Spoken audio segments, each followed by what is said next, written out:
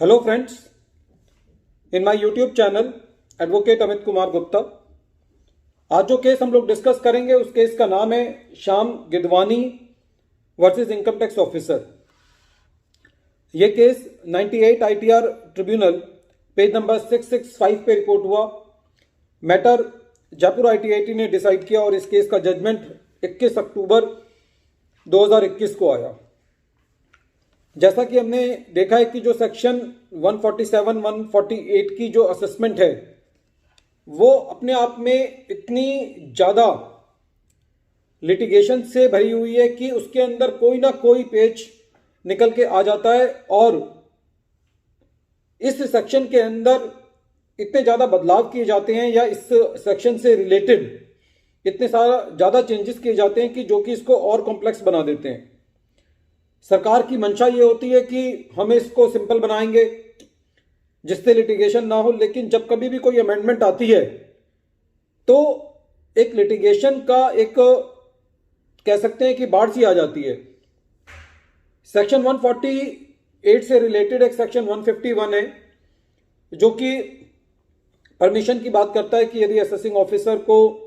Case reopen करना है, ये बियॉन्ड 4 इयर्स है, तो परमिशन जो है वो उसको अपने उच्च अधिकारियों से लानी पड़ती है। 1 जून 2015 से पहले का जो मोटे तौर पे जो प्रावधान था वो ये था कि यदि 4 साल के बियॉन्ड केस रीओपन करना है तो ज्वाइंट कमिश्नर साहब की परमिशन की जरूरत है। लेकिन 1 जून 2015 के बाद ये रूल आया कि यदि 4 साल के बाद केस रीओपन करना है तो principal commissioner of income tax की परमिशन लानी है।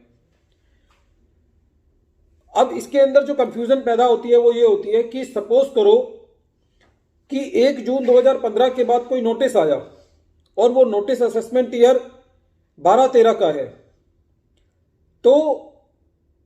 उस साल का केस रीओपन करने के लिए या असेसमेंट ईयर 12-13 का ना कह करके यदि थोड़ा सा पीछे जाना है कि वो 4 साल के बियॉन्ड है, तो क्वेश्चन ये आता है कि जिस डेट पर नोटिस इशू किया गया, सपोज करो ये नोटिस 1 जून 2015 के बाद आया, तो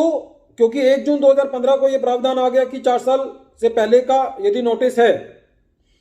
तो प्रिंसिपल कमिश्नर की परमिशन लेनी है, और उससे पहले था कि ज्वाइंट कमिश्नर की परमिशन लेनी है। तो यदि असेसमेंट ईयर 12-13 की का केस रीओपन करना है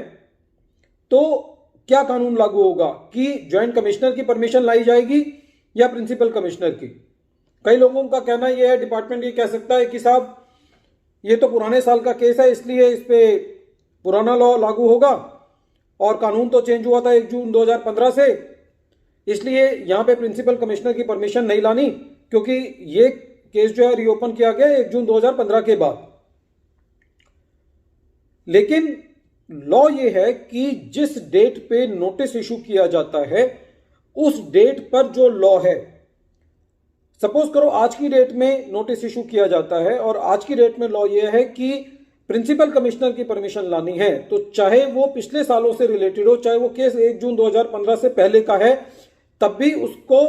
प्रिंसिपल कमिश्नर की परमिशन लानी होगी। कहने का तात्पर्य यह है कि law in force on date of issue of notice applies.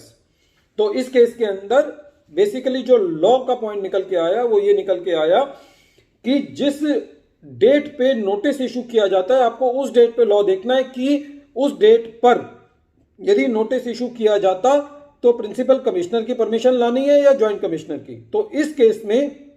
जो नोटिस इशू किया गया था वो 18 मार्च 2015 को इशू किया गया था, इसलिए इस केस में ज्वाइंट कमिश्नर साहब की परमिशन से बात बन गई और एसएससी की दलील काम नहीं आई। दूसरा इस केस में यह मैटर था कि एसएससी ने ना तो रीजंस मांगे, अब रीजंस मांगे नहीं तो डिपार्टमेंट ने दिए नहीं, जब दिए नहीं तो एसएससी ने ऑब्जेक्शन रेज नहीं किया। तो क्या बाद में एसएससी ये कह सकता है कि साहब मेरे तो ऑब्जेक्शन डिस्पोज ऑफ किए बिना ही डिपार्टमेंट ने मेरा केस डिस्पोज ऑफ कर दिया? तो यहां पे आईटीआईटी ने यह कहा कि जब आपने रीजंस ही नहीं मांगे तो आप ये नहीं कह सकते कि मेरे ऑब्जेक्शंस को कंसीडर नहीं किया गया। फ्रेंड्स, मेरे मुताबिक ये केस बहुत इंपॉर्टेंट है दो बातों को समझने के लिए, एक तो ये कि जिस डेट पे नोटिस इशू किया जाता है उस डेट पे आपको लॉ देखना है कि किसकी परमिशन लानी है। दूसरा, रीजंस मांगना जो है वो एसएससी की जिम्मेदारी है। यदि एसएससी नहीं रीजंस मांगता और डिपार्टमेंट नहीं देता तो आपकी ये दलील बहुत ज्यादा काम नहीं आएगी कि असेसिंग ऑफिसर को सुमोटो जो है वो रीजंस देने चाहिए थे, और यदि वो देता तो मैं इनको ऑब्जेक्ट करता। वीडियो के अंत में एक बार फिर मैं केस का नाम रिपीट कर रहा हूं। केस का नाम है Shyam Gidwani versus income tax officer, और ये case 98 ITR tribunal page number 665 पे रिपोर्ट हुआ। Thank you friends.